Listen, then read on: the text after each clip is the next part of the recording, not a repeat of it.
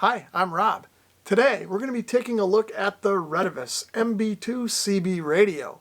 They sent me this radio to review and share with you. Here's a quick look at everything that comes in the box.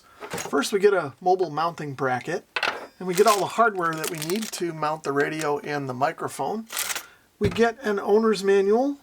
We of course get a handheld microphone, and we get the radio itself. Before we turn the radio on, let's take a look at the outside of it first. It's about 4 13/16 inches wide. It's about 1 7/16 inches thick. The radio body itself is about 5 7/8 inches deep, but if we include the heatsink, that goes up to about 6 7/8. And then if we also include the knobs and the heatsink, we're looking at somewhere around 7.5 inches. Now the first thing you may notice when we look at the front of the radio is that there's no LCD screen, no signal meter, nothing like that. It's got an old school 8-segment LED channel readout over here, and it's got a bunch of status indicators here. And we'll take a closer look at that once we power the radio up and start using it. It's got just 2 knobs. One's the on-off switch and volume control, and the other one is for squelch. All the other buttons to control the radio are down here along the bottom.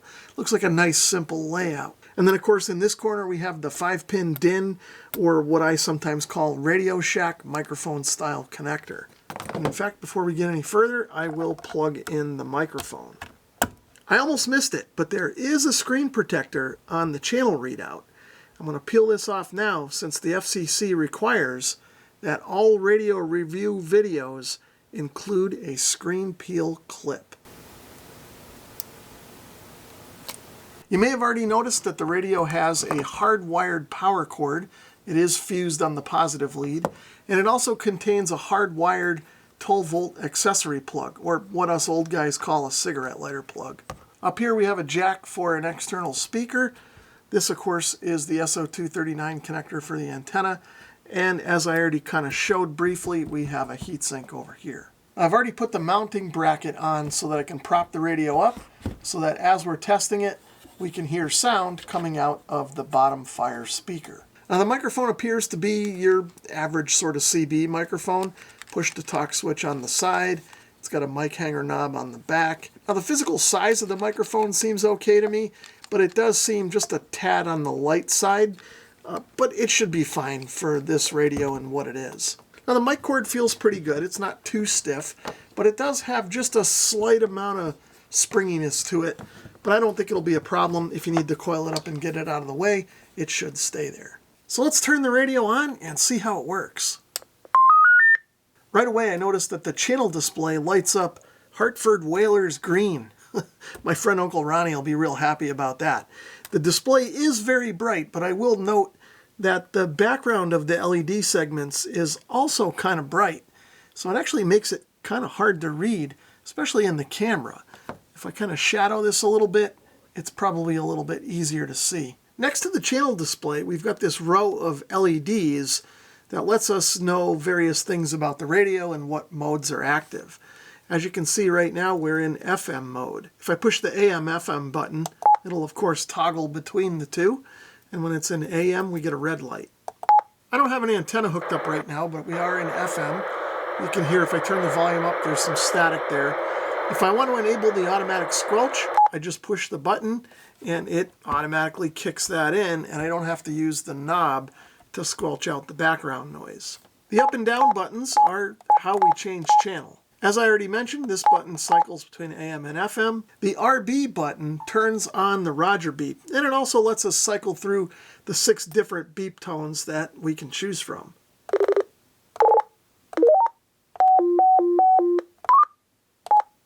Or we can turn it off. The emergency button lets us toggle between channel 9 and channel 19. This radio also has Vox mode.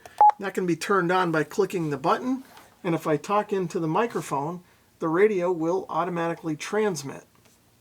If I want to set the level of the Vox, I can push and hold the button, and then I can use the up-down controls to change the sensitivity of the Vox. And then the last button down here below the microphone connector is the lock button.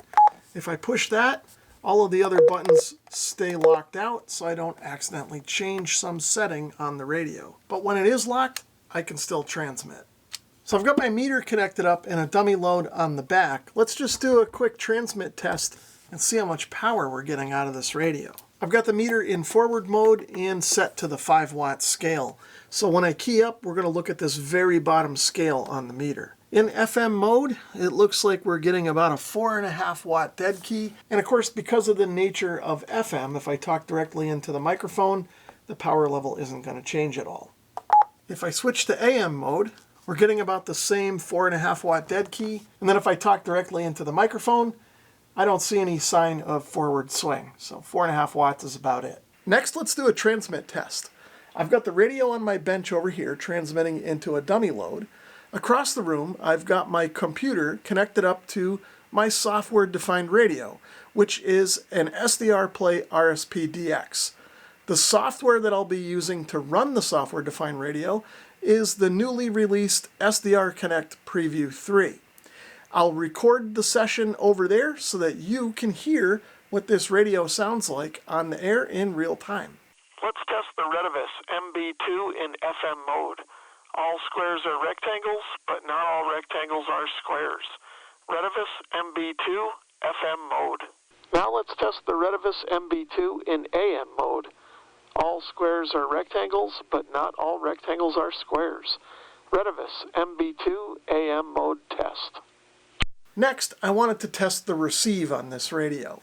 But right now, the only thing I'm hearing is skip, and it's not even all that intelligible right now. So what I'll do is grab a different radio and install it in my car, and I'm going to drive down the road. It's pretty much 5 miles straight to the next town. At every mile interval, I will transmit, and you'll be able to hear me come through on this radio and get a sense for how the receiver works.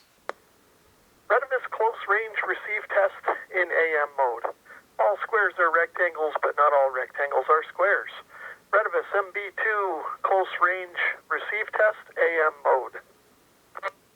Retevis MB2 AM range test 1 mile. Retevis MB2 2 mile AM range test. Retevis MB2 3 mile AM range test. Retevis MB2 4 mile AM range test. Retevis MB2 5 mile AM range test. Retevis MB2 CB radio close range FM test. All squares are rectangles, but not all rectangles are squares. Retevis MB2 close range FM test.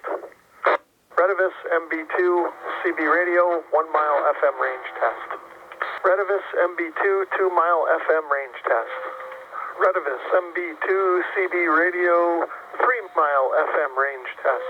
Retevis MB2 CB radio 4 mile FM range test. Retevis MB2 5 miles range test. Now overall, I do like the MB2, but there are a couple of things I think that could be improved. The first is the LED readout. Now right now it looks okay in the camera, but you can see if I turn it off, the background of the LED segments is very light colored. So even when the radio is on and the display is lit, it can be sometimes hard to read because there just isn't enough contrast between the lit segments and the unlit segments. I think if Retevis put a tinted filter over the display, that would fix that problem. Now the other thing I'm not real crazy about with this radio is the microphone. Now it feels okay in the hand and works pretty well, but when I talk into it, I can hear that it's hollow inside. And that kind of sound is sort of coming through the audio a little bit, I think, and making it sound just a little bit muffled or muddy. I think if I were to take this apart and maybe put some foam in there or do something to kind of fill the void that's in there, it would probably help with that. But I think both of these things are fairly minor nitpicks for what this radio is intended to be. First thing I like is its size. It's a nice compact radio, but not too small. I actually like the old school layout on this radio. There aren't a bunch of menus I have to navigate through. All the features I need to access are right here on the buttons. I can get at them quickly, or I can set them and forget them. And for a radio like this, I don't miss the signal meter. I don't find myself really looking at that anyway, so I don't miss it on this radio. I like the fact that even though this is a small radio, they found room on the front for the microphone connector. Sometimes when the radios have them on the side, the cord comes out at a weird angle and it just gets strained and breaks. So I do like this feature. Now I also like the fact that this radio is almost intended to be portable. With its small size, its easy operation, and the fact that it comes with a 12-volt accessory plug. I can just very easily put this in a car, temporarily use it while I'm driving, take it out, move it to another car or a camper, or even use it in a go box situation, something like that. The radio is easy enough to use. I don't have to remember how to navigate menu systems if I haven't used it in a few months. Another application for a radio like this might be for what I'll call sort of a fleet setup. Maybe you've got a construction business with 5 or 6 trucks. You can buy a half a dozen of these radios, use the plug to plug it into the accessory port, instead of having to waste time trying to install a radio under the dash into the wiring of the car. And you can then put a mag mount on the roof and you're good to go. You've got yourself a communication system for not a lot of money for your small business. Having said all that, I'll leave an affiliate link in the video description in case you want to learn more about this radio. Thanks for watching.